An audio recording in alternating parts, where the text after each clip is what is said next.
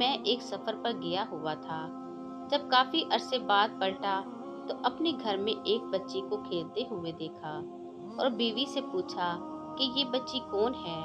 تو بیوی نے کہا، یہ ہماری بیٹی ہے۔ پھر اس نے کسی نامعلوم خوف کے تحت التجا امیز لہجے میں کہا، ذرا دیکھو تو صحیح، کس قدر پیاری بچی ہے۔ اس کے وجود سے گھر میں کتنی رونق ہے۔ یہ اگر زندہ رہے گی تو تمہاری یادگار بن کر تمہارے خاندان اور قبیلے کا نام زندہ رکھے گی۔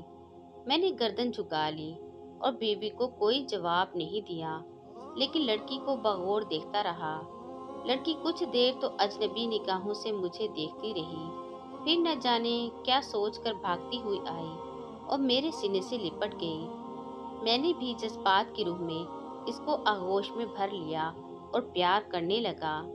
کچھ عرصہ ایسے ہی گزرا۔